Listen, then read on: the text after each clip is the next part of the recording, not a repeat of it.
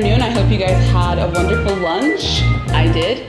And before I get started, I wanted to thank you guys for the 36,000 likes. I started in 2011 with this whole project from home with my baby. And I never imagined that, number one, I would have a store, number two, I would have 36,000 likes, and number three, that some of you would come to me years later talking about how I've inspired you through my whole journey. I don't take it for granted. I am so appreciative of it, and I thank you from my heart for following along, giving me suggestions and everything, so thank you so much. So, since I want to thank you, I'm going to thank you with some information. Today I'm going to talk about 4 pastes which you can use to upgrade your cakes. And those are different kinds of sugar paste that we use in cake decorating. A lot of people come to me and they ask me, why do my figures collapse after I put all this work and detail into them? Why are my flowers not coming out nice and delicate like I want them to? And the first question I ask is, well, what kind of paste are you using? And they say fondant. Well, fondant is great paste, but it's actually only made for covering your cakes, not for making decorations, delicate things, and figures. So I wanted to help you out with, like I said, 4 different pastes that we use in cake decorating to get you started on perfect figures, fabulous flowers, and everything in between. So the first kind of paste we use is fondant, as I mentioned. Right here I have Lapes fondant and I have Masticino. These are 2 of my favorites. Lapes is from Italy and it's a great brand. They have really wonderful colors, very vibrant and very nice, especially for kids' cakes. One thing I don't like is that it's very moist paste, so it takes some getting used to if you're used to dealing with Renshaw or Masticino. But the colors are fantastic. Masticino is from Switzerland, like I said, great quality as almost all Swiss products are. The really key point about Masticino is that you can roll it out super thin, which is saving money and saving all that sugar, because a lot of people don't really care for fondant. So I love that. And then the bonus fact is that it's vegan. So if you're having a vegan cake, this uses no animal coloring, it uses no insect parts, it's pure vegan. So that's a good choice. So those are my 2 favorite, but those are not the only 2 that I use. I do use Renshaw, I do use just other kinds. It just depends on what I'm doing. But what these 2 pastes are not good for, they're not good for making figures. Say for example, this lion. Now, the second paste we're gonna go to is our Lapes Platinum paste. This is an oil-based paste, which is really wonderful for sculpting. Now you can use this paste for making a figure like this lion, but I'll tell you another option a little later. This is a wonderful paste that Christian Giardino introduced me to when he came here and taught a little while ago at my store.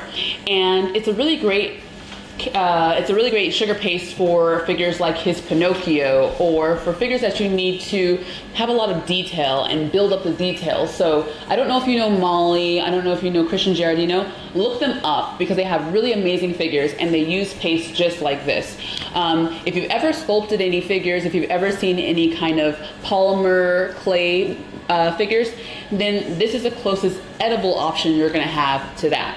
So, platinum paste by Lapes from Italy. I love it. I don't actually know where you can buy it in Switzerland, but if you know, let us know. Write in the comment section. Like this video and then write in the comment section. Okay.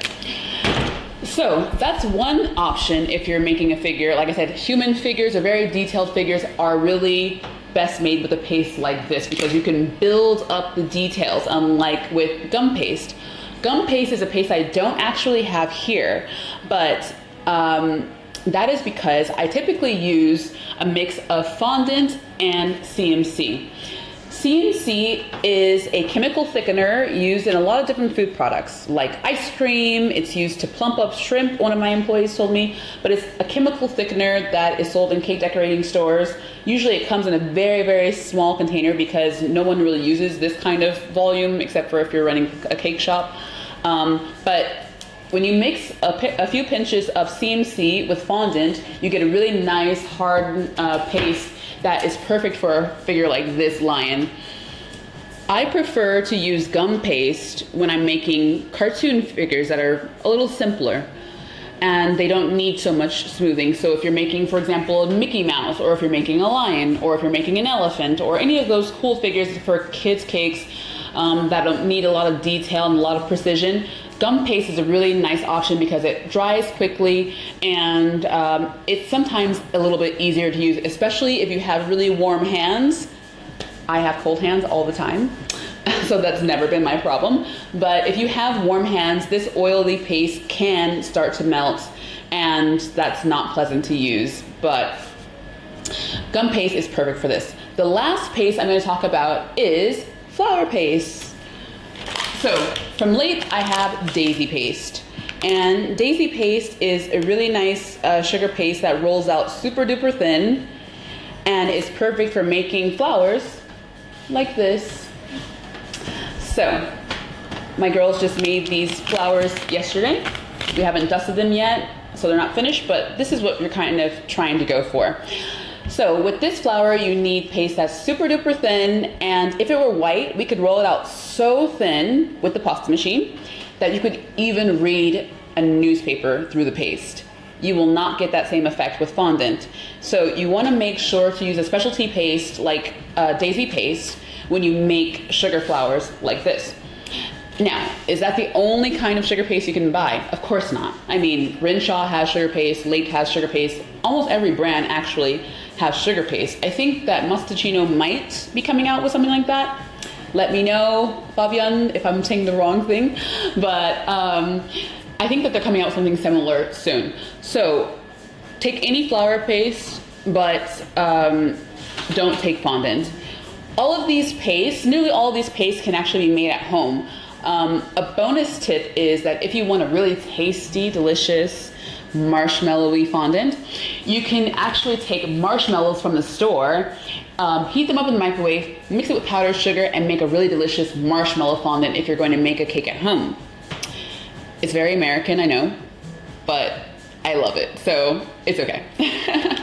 So these are 4 different kinds of paste you can use to upgrade your cakes right away without even learning any additional skills. Just using the right kind of paste will make a huge world of difference. If you have any questions, if you want me to make a video about any other tips, go ahead, let us know in the comment section. And I wish you all a wonderful and pleasant day.